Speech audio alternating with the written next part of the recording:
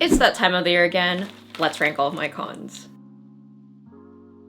In 2024, I did about 10 events, and this year I thought, let's double it and give it to the next person, that person being me. I'll be ranking all 19 of my events from S to D. D is would not do again, maybe ever. C would consider in the future, but not at the moment.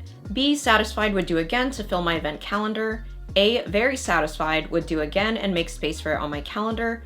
And S, I will do anything to get into these events again if the Artist Alley gods will take me. I do need to preface that everything in this video will be based on my experience, my business, and my products. Your experience with certain events may not align with any of mine, but that doesn't invalidate any of our event experiences. Starting with my first event of 2025, SacAnime Winter. This was my first Sac Winter because it's usually the same weekend as Anime Los Angeles, and at the time I tend to prioritize ALA since it is local to me and I have an emotional attachment to it since it was my first ever convention. However, for the first time ever, ALA and SacAnime Winter were not on the same weekend, so I was able to vend both if I did get in. SacAnime Winter is a 3-day convention held at the Safe Credit Union Convention Center and is typically the first or second week of January. This is essentially the winter show of SacAnime, and they also have a summer con, which I will talk about later in this video. I had an 8-foot table which came with 2 badges and cost $250. The cost per day is $83.33,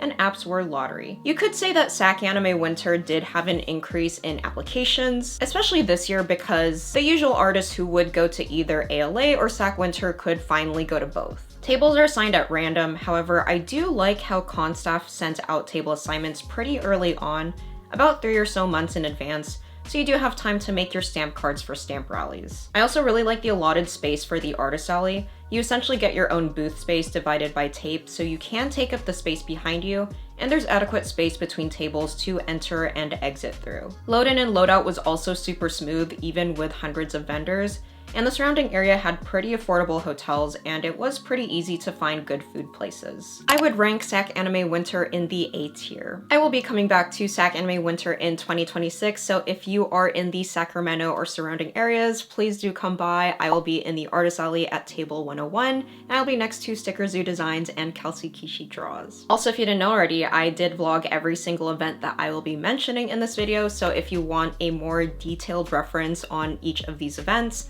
I'll have it linked down below or up here. The following weekend, I vended at Anime Los Angeles. This was around the time that the fires started happening in different parts of Los Angeles, and while this was not happening anywhere near this convention, it definitely affected it. ALA is a 4-day con held at the Long Beach Convention Center, and is usually the weekend after New Year's. I did mention in this vlog that I did try to get an Artist Alley table, but failed, and so I instead split an exhibitor booth with Drawn by Ivy. Split in two, my exhibitor booth cost $507, which was about $126.75 per day.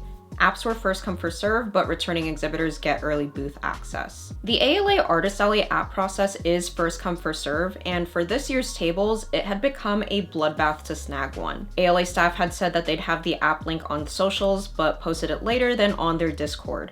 So the artists who applied via Discord got in with no problem, while the artists who tried applying via their social media got in too late and the site kept crashing. By then, you were either lucky, and by the time you refresh, you were able to get your app in, or unlucky and it kept crashing.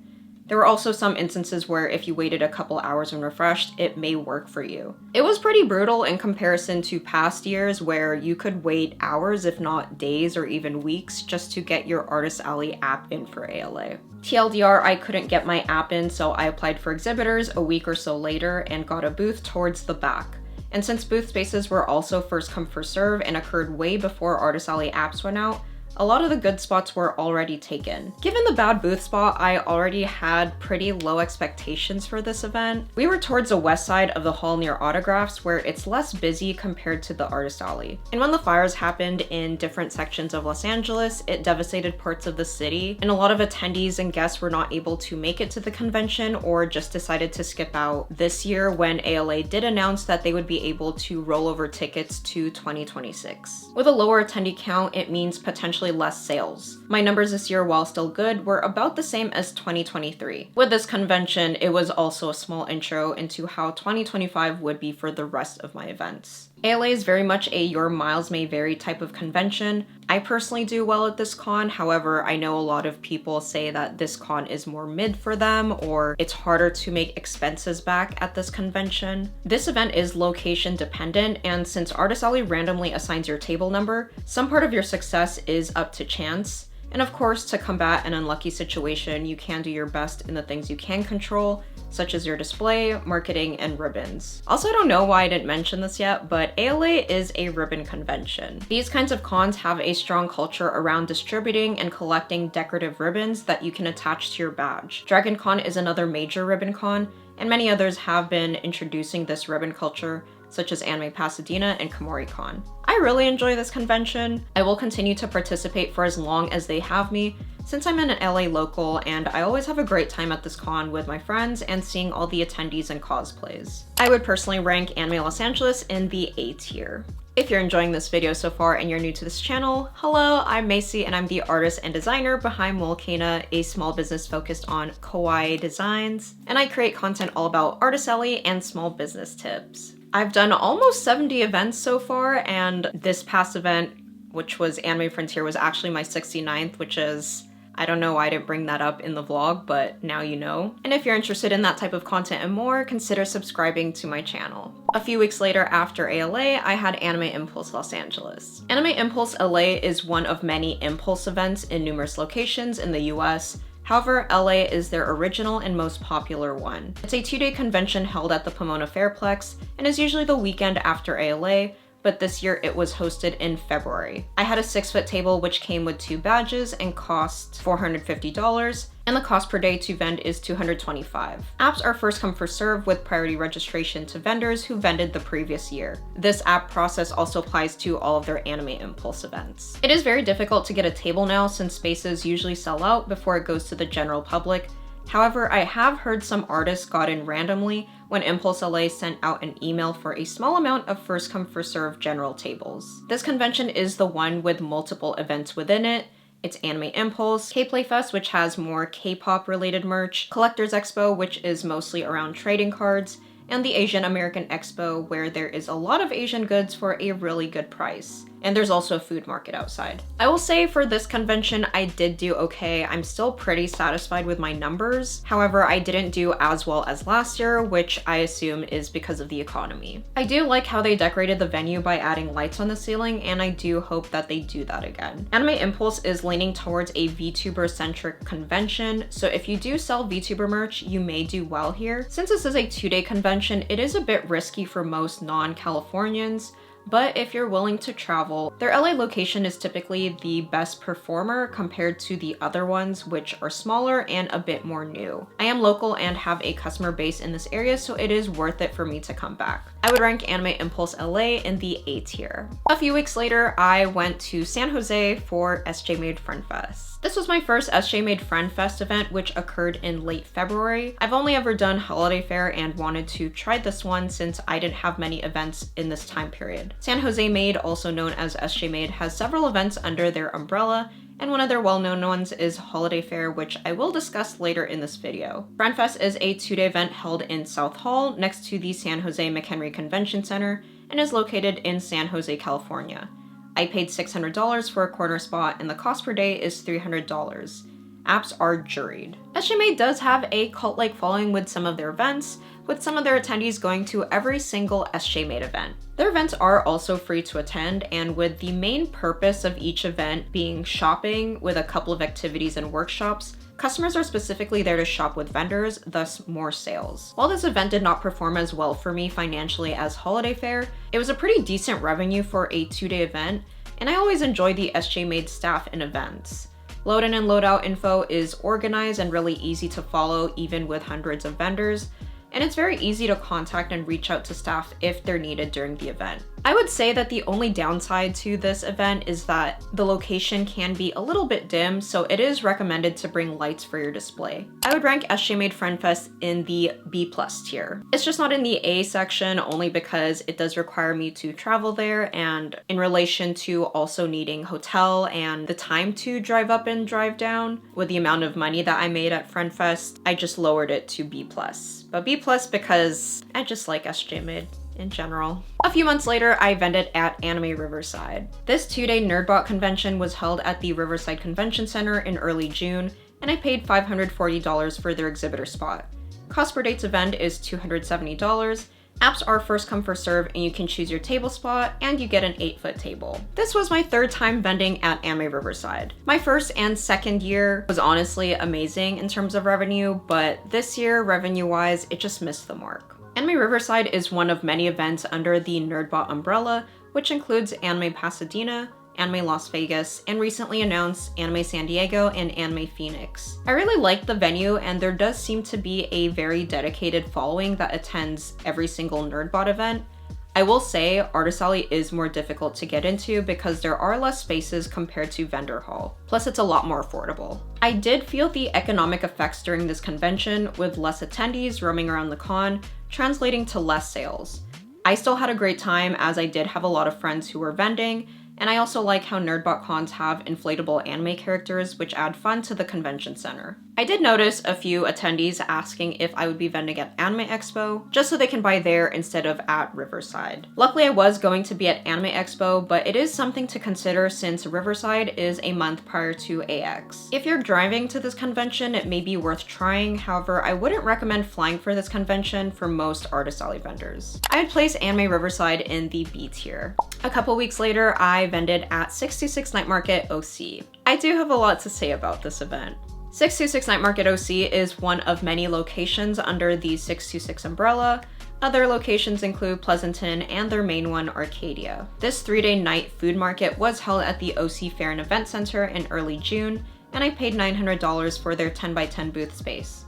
Cost per day to vend is $300. Apps are first come first serve, and you can choose your booth spot. As you know, I am not a fan of outdoor events, especially during the summer. However, I did have event credits that I needed to use because I had to skip out on 626 Night Market Pleasanton the previous year in order to have enough rest before Otakon, so I had to use it. However, in past years, I did have some decent experience with the OC location for 626 Night Market, especially in June, so I decided to try it out again. However, I immediately saw the change in the night market scene compared to a few years ago. I haven't vended in these type of events as frequently as I did back in 2023, but it was very clear that attendance had dropped dramatically and social media marketing had not been as strong as it once was, as it was apparent in the size of the crowd or lack of it. Even though my booth was very close to the front this year, I did so poorly this weekend that I realized I did much better at LA Comic Con this year, which says a lot because I was also not happy during that convention, and I will talk about that con later in this video. A few other vendors also expressed similar thoughts with the night market scene,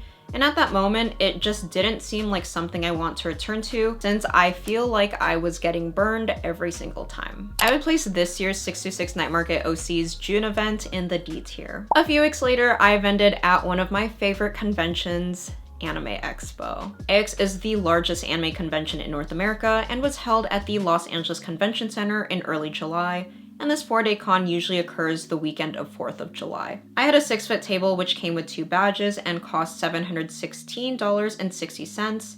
I did pay an additional $101.60 for another Artist Alley badge, for a total of $818.20. The cost per day to vend is $204.55. If not including the additional badge, it's $179.15 per day. Anime Expo apps are lottery, however, based off of the description of their app, it does seem like it's partially juried, so I would say it is lottery jury. This is the year where Anime Expo expanded their Artist Alley from 600 to 700 artists to about 900 plus. It did drastically affect revenue, if that's what you were asking. I was down about 20% or so compared to last year, especially since most attendees hung around the first few sections and didn't go towards the back since there were so many vendors and it did feel overstimulating. For reference, I was at G62, which is the last table in row G. So you can imagine if you were walking around Artist Alley, unless you were specifically trying to find me, you would probably not go all the way over there. because there's so many artists, and by the time you get past a few sections, you just want to go. You don't want to stay in the artist alley. I will say I do not know if they are going to go back to 900 plus artists or if they're going to go with the old layout of 600 to 700 artists. And even if they did go back to 900 plus, I'm not really sure what the solution would be or how to better deal with that increased layout, but it is something to note for next year's application. In the sense, it is a guaranteed really good show as long as you are an established artist or have a good amount of product. However, if you are all the way in the back, at that point, it's really just a matter of marketing yourself as much as you could, because you are already at a disadvantage of having hundreds of artists closer to the entrance, and unless you're a really well-known artist, a lot of people are not going to go towards the back. I will not say that no one goes to the back, because my sales clearly reflect that people do go to the back, but it is a lot less likely compared to if you were closer towards the front. This is a convention where I would recommend shipping product, as you do not want to sell out within the first couple days. And this is one of the US conventions that I would recommend for 99% of artists. And many international artists do go out of their way to vend here as well. There is this whole debate, which I do want to bring up, on whether you should consider vending at Anime Expo, especially if you are a newer artist. And it's a bit tricky because that answer could have been a 100% yes years ago, especially pre-2020. Granted, I will say I have only started vending in 2022. However, I would say that it is a case-by-case basis. I don't think that you shouldn't apply just because it's your first year. I mean, I got into Anime Expo my first year of vending, and I would say that that experience was invaluable to me. However, I would only recommend AX, and of course, even with what I say, I'm not saying you shouldn't apply. Maybe just apply just to see if you'll get in. And then at that point, let AX staff figure out whether you should get in or not. However, something to consider is, can you fill a 6-foot table? AX does not allow table sharing, so you are not able to split it so that you can fill up a 3-foot space and then another person fills a 3-foot space. If you are able to fill a 6-foot table, I say go for it. However, if you do not feel comfortable being in a very fast-paced, busy environment, maybe reconsider AX. But at the end of the day, if you want to apply to AX, why not? And then at that point, at least just let AX staff determine if you should get in or not. But that is something to consider, because I have heard of cases where, even though for myself and many other established artists, AX is a very big money convention, but for some artists who might not be as established, maybe are newer to the scene, might not have as much product, they're expecting a certain amount to make at this convention, and then are disappointed when they don't make that amount. So do keep that in mind. I personally don't share my numbers. However, there are a few people who do. Don't compare yourself to those artists, especially if you are newer to the scene, because you could make that money, but you also might not make that money. And then don't beat yourself up if you're not able to hit that particular revenue number, because we're all going through different journeys. Some people are able to make this amount because of a lot of different things, and some people are not able to make that amount because of certain reasons. Anyway, similar to previous years, I am ranking Anime Expo in my S tier. A few weeks later, I went to NorCal for KPlay Fest Bay Area. This 2-day convention was held at the Santa Clara Convention Center in late July. I had a 6-foot table which came with 2 badges and cost $375, and the cost per day to vend is $187.50. Apps are first come, first serve. This is my first time vending at this location for the Anime Impulse / KPlay Fest event, as I've only ever done their LA and OC shows. As mentioned previously, KPlay is one of many events that occur alongside Anime Impulse, and at the time I did regret not applying for this location for Anime Impulse, so I thought, why not just try the KPlay section, and since it would be under the same event roof, how bad could it be? I single-handedly relearned why it is very important to vend in the event, in the section where it fits your niche. As you know, I have mostly anime-themed art with a lot of kawaii themes, which I thought the cuteness would make up for the fact that I didn't have K-pop merch,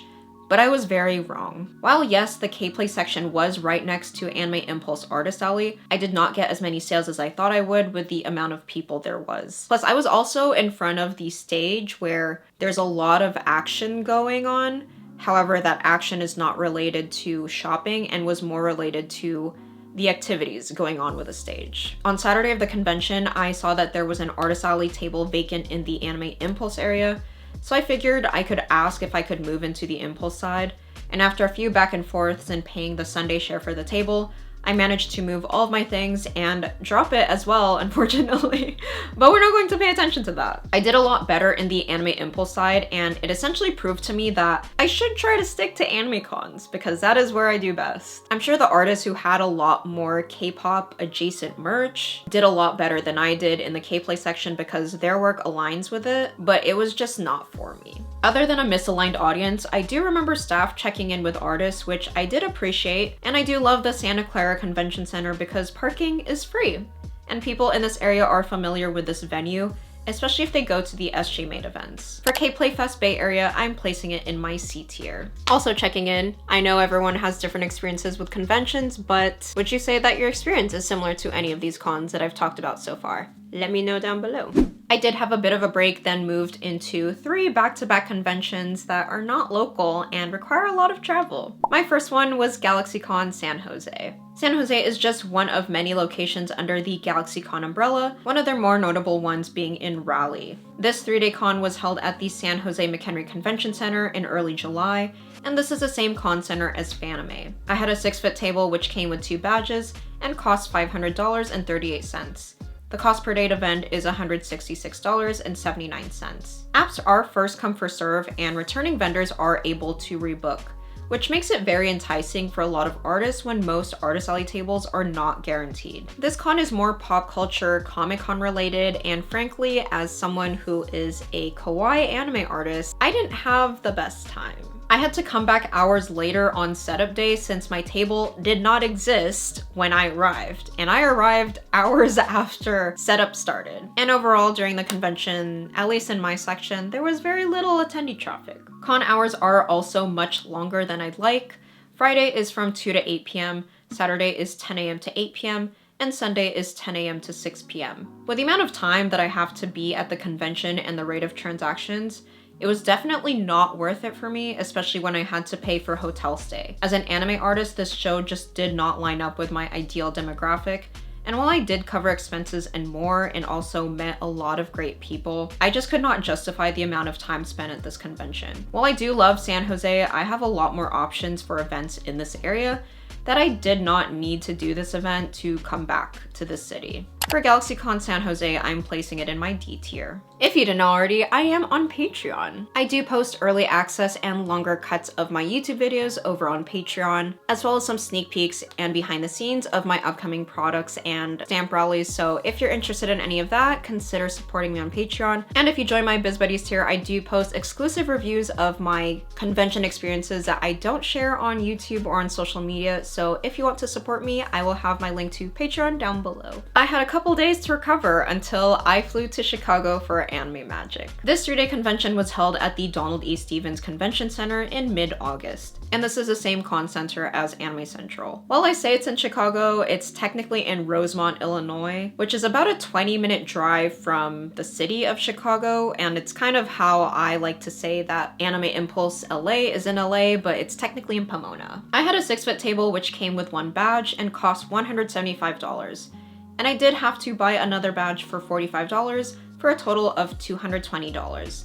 The cost per date event is $73.33. While this is one of the most affordable conventions that I've vended, especially if you consider table fee, as someone who did have to fly myself and a helper plus pay for hotel, the ratio of revenue to cost just did not justify it for me. I was also told by my table neighbors that this convention was pretty risky, even for locals, and I do think that I really lucked out because of my table placement that was near the entrance. As mentioned before, while this convention is in the same con center as Anime Central, it is not in the same hall and was in the upstairs section. I did have a great time nonetheless. I was able to visit the Bean, eat great food, and meet so many amazing and kind people. There's a lot of kind attendees at this convention. I really appreciated that. But since this con tends to happen around my busy summer periods between bigger conventions, I don't think I'll be back next year given that I would have to fly over, but I do see a lot of potential for this convention and would not completely close the door for the future, but it does need some time to grow. For Anime Magic, I am placing it in my C tier. The following weekend, I had 2 events at the same time, and my friend kindly proxied Anime Impulse OC for me, so I'm not going to talk too much about this con, but I did want to bring it up regardless. I was able to get this last minute table because I am chronically online, and I saw that Anime Impulse posted that they had a table available on their Instagram stories, so I bought it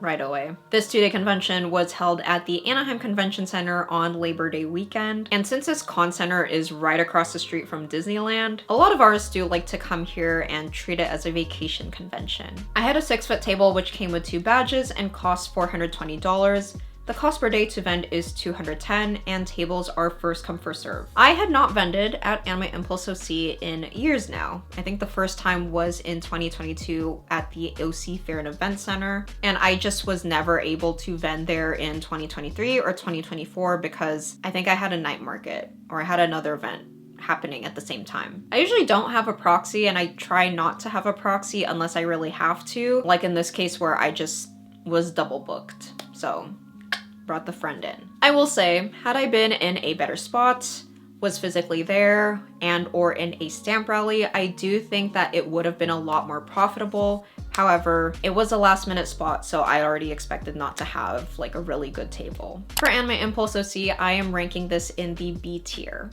If you didn't already, I do stream on Twitch. I usually stream once a week where I talk about Artist Alley, hang out with Artist Alley friends, work on upcoming products and stamp rally designs, convention prep, and so much more. So if you don't want to miss my next stream, consider following me on Twitch down below. That same weekend, I drove up to Sacramento for SacAnime Summer. It was my second time vending at this convention, and this 2-day con is at the Safe Credit Union Convention Center and costs $250 for an 8-foot table and comes with 2 badges.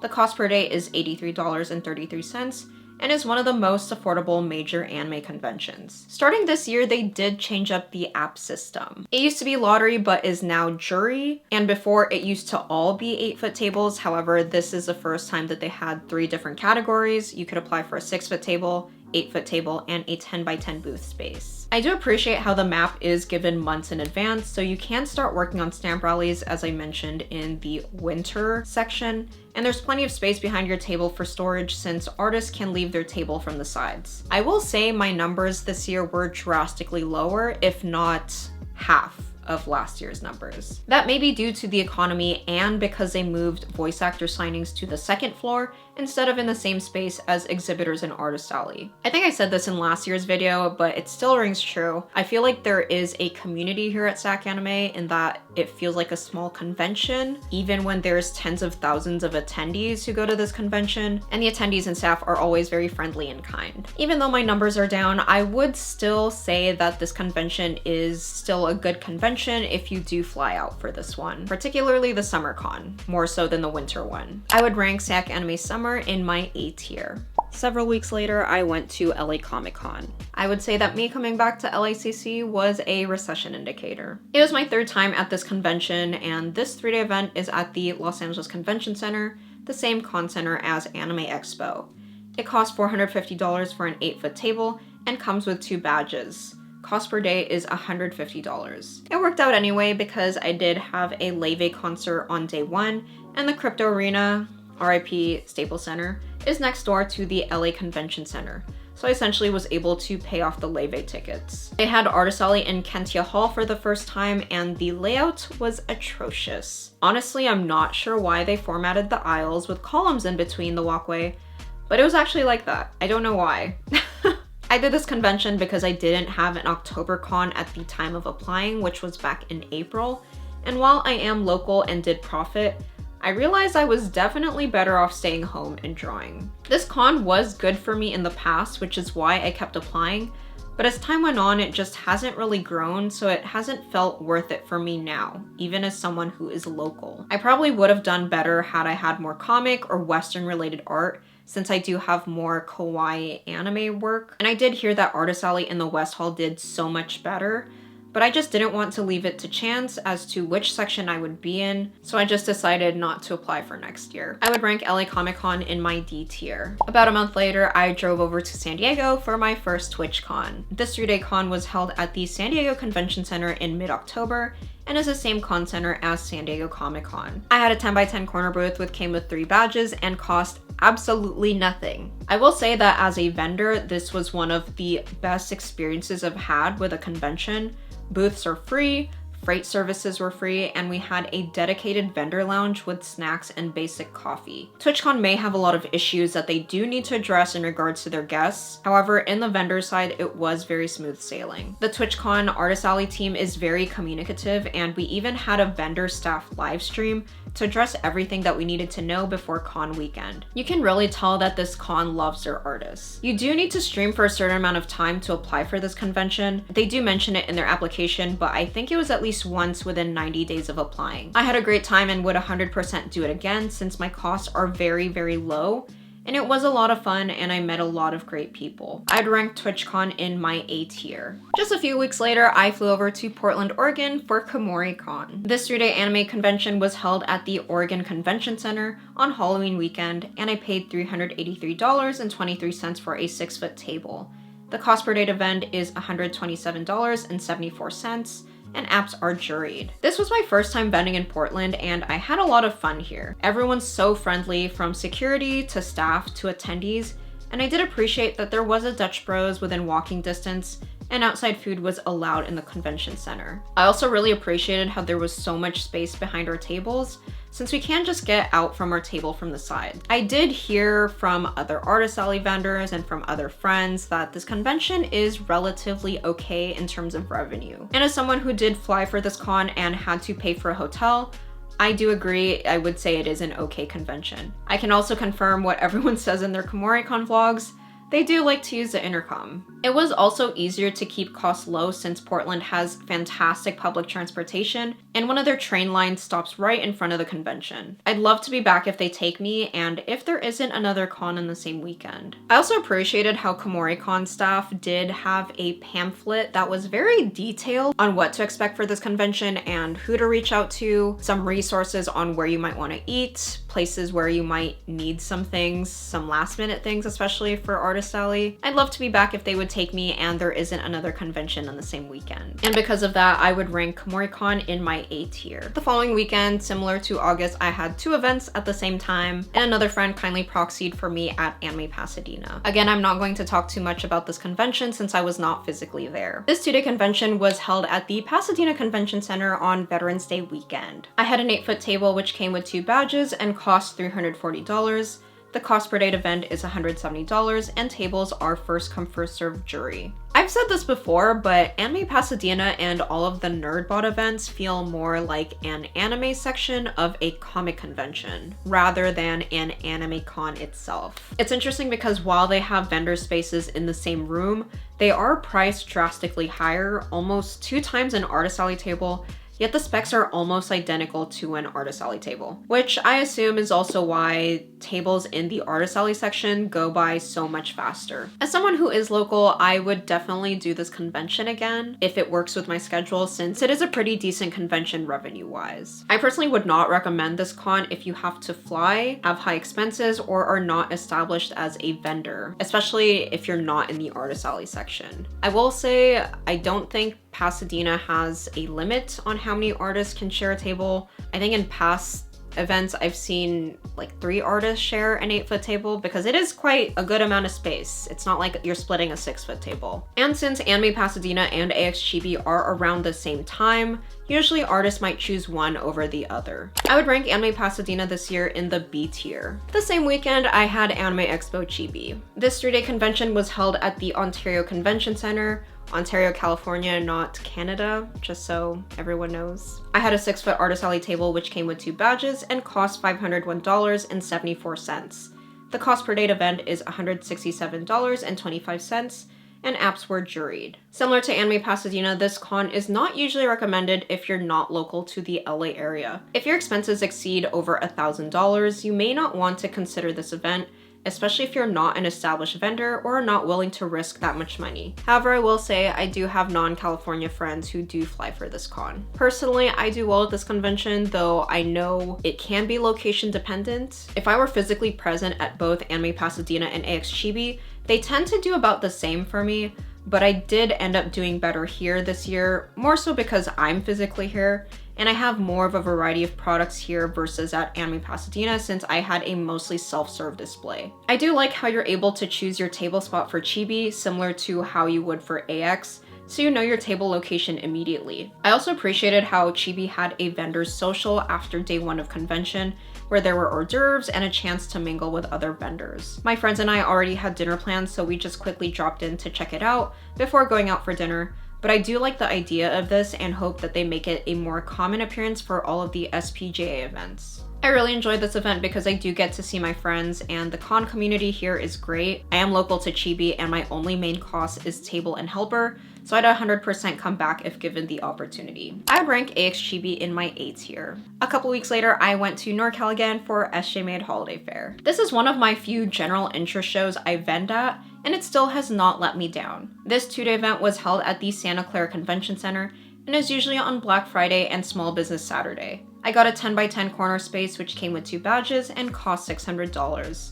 The cost per day to vend is $300 and apps are juried. You can either bring your own tables or rent them out through SJMade, and in this case I decided to rent them since they were pretty affordable. While I did have one 10x10 space, I did end up taking over Ivy's area since she got sick right before and we were table neighbors, so I had a 10x20 space. SJMade has one of my favorite events hour schedule from 11 a.m. to 6 p.m. because it doesn't start too early and ends at the right time, compared to other events which start at 10 a.m. or end at 7 or 8 p.m. If the event starts too late, there isn't really much time to get dinner afterwards, especially if you're in an area where there aren't many food places or you don't have a car, and these food places might close around 8 or 9 p.m. I also like that this particular con center has free parking for both vendors and attendees, so you are able to keep your costs low, and attendees are primed to spend since they don't have to pay for admission either. I'd say that I did nearly make about the same this year as last year's SJMade Holiday Fair, which is a big surprise given that all of my conventions that I did this year were on the decline compared to last year, especially with how the economy's going, and I do think that it's because I had a larger booth space, which is also why I'm going to try to get a double booth space for next year's SJMade Holiday Fair. Similar to last year, they had some activities alongside the shopping area, such as a photo booth, live photo booth, a felting class, holiday card making workshop, a keycap ornament making station, and a zine making station. SJMade also does a fantastic job of marketing their events and vendors, and Holiday Fair is no exception. A lot of attendees also enjoy these events because they're free and it is a big part of the SJ community. If you're from California and have merch that would fit the SJMade crowd, like craft, kawaii, it's definitely worth applying. And apps are actually open right now for next year's holiday fair. I love this event because it's really well run. I was able to see a lot of vendor friends. The con is very well organized, and the revenue is great for a non-anime con. I would rank SJMade Holiday Fair in my A tier. A couple weeks later, I flew out to Fort Worth, Texas for Anime Frontier. This was my last event of the year and is a 3-day convention held at the Fort Worth Convention Center and is usually on the first couple weekends of December. I had an 8-foot artist alley table which came with 2 badges and cost $350. The cost per day to vend is $116.67, and apps were juried.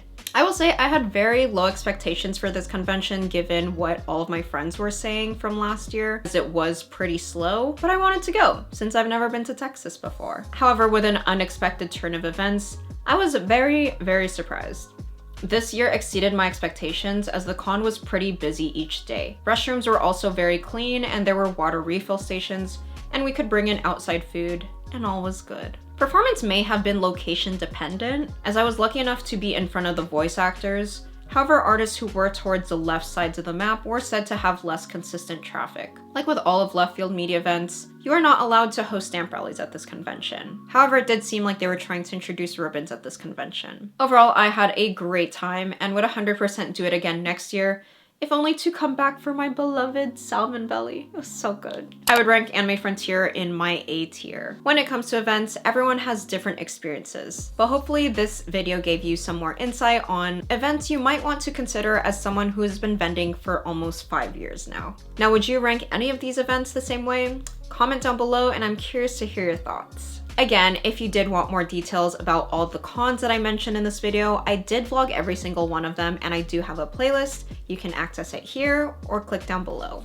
Last year I did 10 events, and if you're curious to see how I ranked every single one of them, click on this video to see my 2024 event tier list, and I will see you in the next video. Bye!